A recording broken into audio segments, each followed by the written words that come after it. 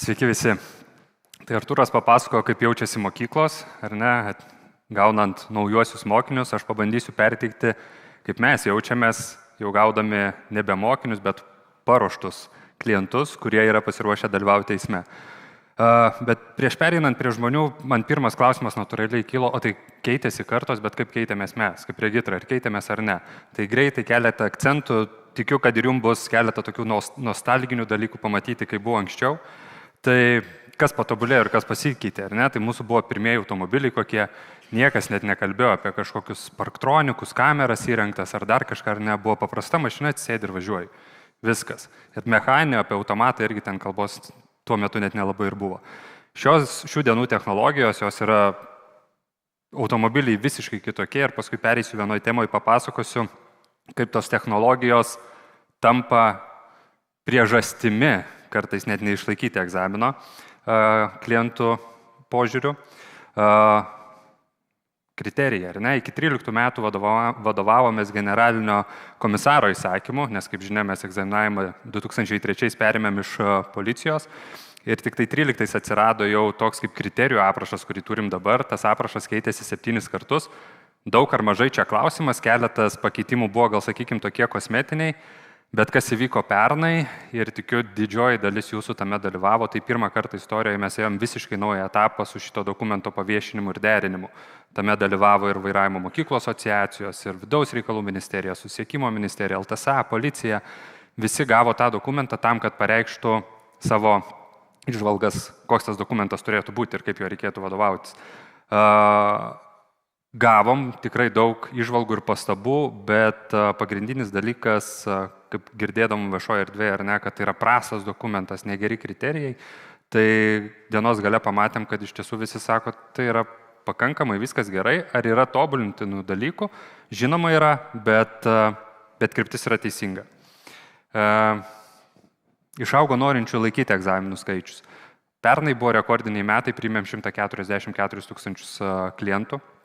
Tiek turėjome egzaminų, taip galima šitą vietą kvestionuoti, kad išlaikymo procentas yra sumažėjęs, ar ne, dėl to daugiau klientų grįžta, bet jeigu žiūrėtumėm per skirtingas kategorijas, tai tarkim A kategorija 5 metai tendencingai auga, norinčių laikyti kiekis ir tų klientų norinčių ateiti kiekis auga ir jeigu prisimintumėm 2003 metus, tai egzaminavimą pradėjo 37 egzaminuotojai.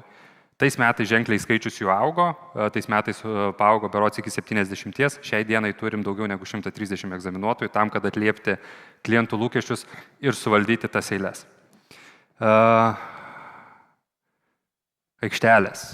Aš pats puikiai atsimenu, kaip mokydavomės aikštelėse, ar ne? Pavažiuoji, pamatai per veidrodėlį gairelę, sustoji, susuki vairą, pavažiuoji, pamatai kažką, ištiesini vairą.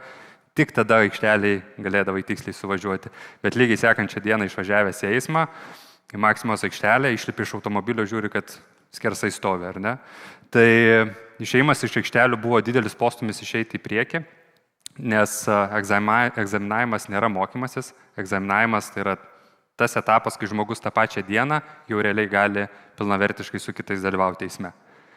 Pradėjom naudoti navigaciją, vėlgi tema, kurią galime daug kvestionuoti, ar to reikėjo ar nereikėjo, bet šitoje vietoje turbūt pagrindinis dalykas, dėl ko mums reikia pasidžiaugti, kad mes drįstam išbandyti kažką naujo, drįstam pasižiūrėti, kas vyksta kitose Europos šalyse, kokias praktikas jas taiko ir bandyti jas pas save.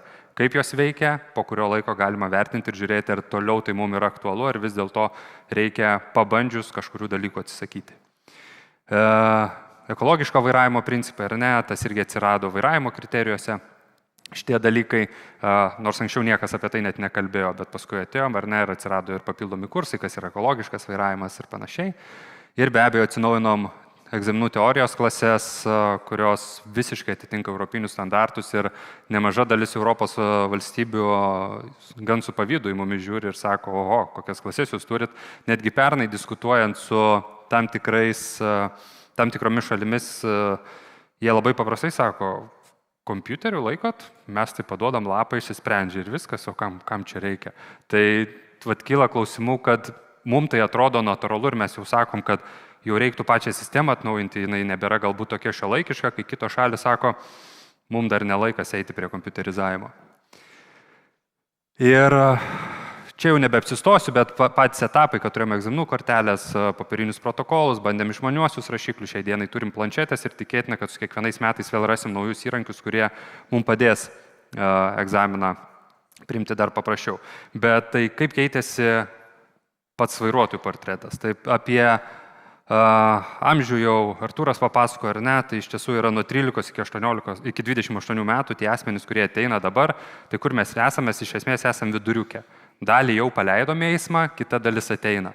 Tai kokie yra skirtumai? Man visada įdomu yra pasižiūrėti skaičiais ir aš kai pamačiau šitos grafikus, dalis klausimų man atsisakė, kodėl taip yra.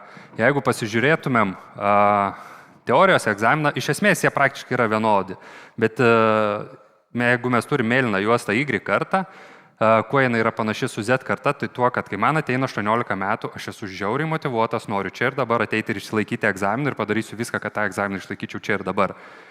Jeigu netėjau tuo metu, mano motyvacija krenta. Ir aš jau būdamas 19, 20, 21, jeigu man nepavyko, tai aš jau taip labai smarkiai ir nesistengiu, galbūt ateisiu ir pabandysiu, bet nebeturiu tokios didelės motyvacijos. Ir kas yra įdomu, ką ir mokslas sako, kad žmogaus smegenys bręsta iki 25 metų, tai tiek teorija, tiek praktika šiai kartai suėjus 24 metam, kažkas dzingteli ir jie sako, mangi reikia vairuotojo pažymėjimo.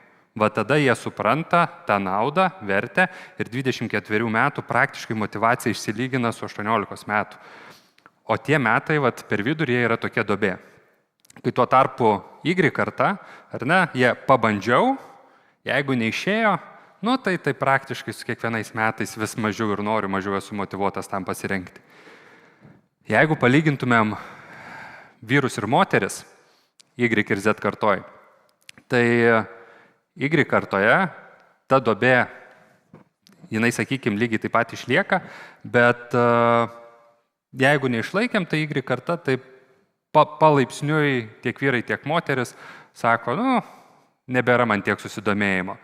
Z karta, jeigu sakom, kad tas pakilimas yra ties 24, tai matom, kad pas vyrus tas pakilimas. Pas moteris pabandžiau ir tikėtina 18 jau pilnai smegenys būna susiformavusios ir jau priima sprendimus ir viskas, bet vyrai 24, jiem tik tada ateina ta antra banga ir sako, va dabar tikrai pabandysiu ir ta motyvacija, kaip minėjau, būna 18 metų lygyje ir praktiškai iki 29 metų ta motyvacija išsilaiko praktiškai panašiame lygyje. Jeigu kalbėtumėm apie savijautą, kaip mes jaučiamės kaip egzaminuotojai priimdami klientus ir ką mes matom, bandėm ieškoti lietuviško termino, bet vis dėlto likom prie angliško, yra skrolinimo efektas. Einu, nepavyko, pabandžiau, atsėdau teoriją, nežinau, negalvosiu, bandau spėti, einu toliau, pabandžiau išlaikyti egzaminą, nepavyko, šiandien ateisiu rytoj nepavyko, ateisiu poryt nepavyko, vėl kartą ateisiu. Kai aš save prisimenu, kad jeigu neišlaikėjai egzamino iš pirmo karto, tu neisi draugam ir nesigirsi, kad, žinokit, iš pirmo neišlaikiau, slėpėsi po krūmais, kad niekas nesužinotų, ar ne, dėl to, kad tu turi išlaikyti egzaminą iš pirmą kartą. Tai čia yra puikus pavyzdys, ne mūsų surežisuotas, bet realus pavyzdys socialiniuose tinkluose. Keliavom į regitrą, vairavimas su mašina, net neįsivaizduoju, kaip išeis, bet tai bus įdomu pamatyti. Žodžiu, regitros neišlaikiau, neleido pėsčio partrenkt, tai tokia situacija. Nefainai, bet ką padarysiu. Tai tai tas toks požiūris, visiškai chill, nepavyko, ką, eisiu dar kartą pabandyti, ar ne? Tai tas scrollinimo efektas, kad pabandžiau, next time. Jie dėl to nepergyvena. Ką ir Artūras minėjo, ar ne, kad jie labai pasitikė viešą erdvę. Velniškai pasitikė viešą erdvę. Pilna formų, kurie prasisprendžia ketus, ne instruktoriaus klausia, ar aš esu jau pasiruošęs. Jie socialiniai erdvėje paklausia, kaip manot, balsuojam, aš pasiruošęs eiti į regitrą ar ne. Jeigu nubalsuoja viešą erdvę, kad gali eiti, jis pilnai tuo pasitikė ir gali eiti. Ką mes darėm tada, būtent pamatę, kad ne ten jaunimas ieško informacijos, mes nuėjom pas juos. Mes nuėjom į TikToką, su kompanija Tau pavyks, Tautvydas čia yra mūsų kompanijos herojus salėje, galite selfie pasidaryti, kas norėsit. Tai jeigu pažiūrėtumėt, kokias peržiūras surinkom, jeigu Artūras kalbėjo, kad 10 tūkstančių, tai čia 100 tūkstančių. Nes jie informacijos ieško ten, ne kur kitur. Ir jie tiki tą informaciją, dėl to mes turim pas juos ateiti ir pasakyti, imkite tą informaciją iš oficialaus šaltinio, yra teisinga. Ką kalbėjau apie sistemas papildomas, ar ne, kurios yra parktronikai, kameros ir visa kita, kad ką mes pastebim, kad Z karta yra linkusi kaltinti kitus, ne save.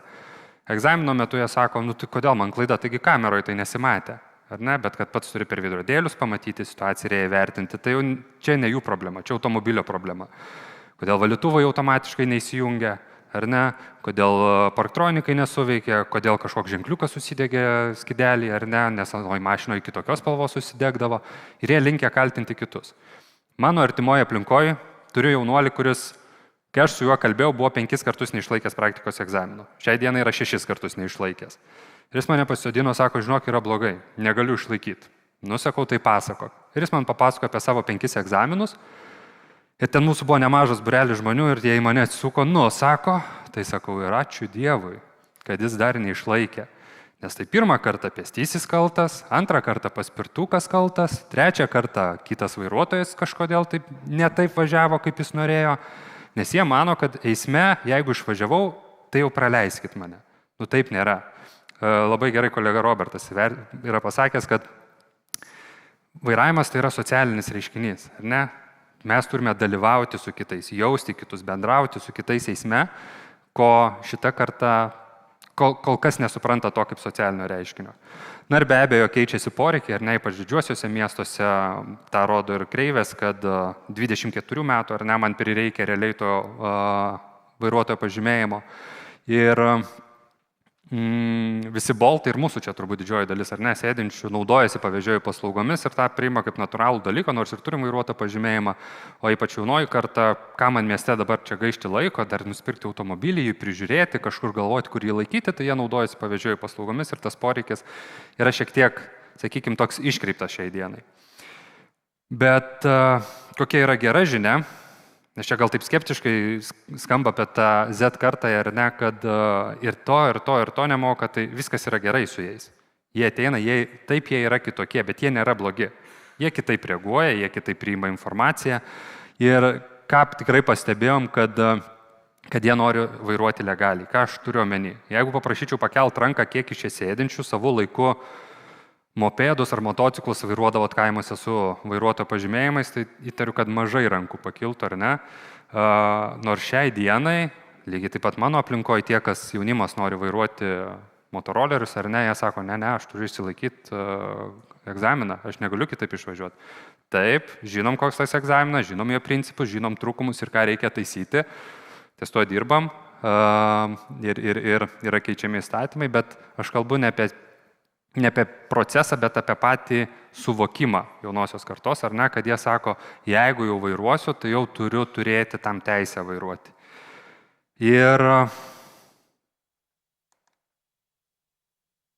paskutinis, ką noriu pasakyti, tai kad, kaip minėjau, Z karta jinai nėra bloga karta. Jie yra kitokia, jie kitaip reaguoja, po Z ateina dar įdomesnė karta, apie tai turbūt kalbėsim kitose susitikimuose, tai keičiantis kartoms svarbu keistis ir augti visiems drauge. Mes negalim sakyti, kad jūs blogi, o mes viską darom gerai, mes mokom taip, jūs turit pristaikyti, mes turim surasti tą balansą, ką ir Artūras sako, ar ne, prisitaikyti ir rasti tą balansą, kaip mes perteikiam informaciją ir tada kad prisitaikytumėm prie to, kaip jie priima tą informaciją. Tai tiek norėjau papasakoti iš regitros pusės, tai ačiū, kad klausėt.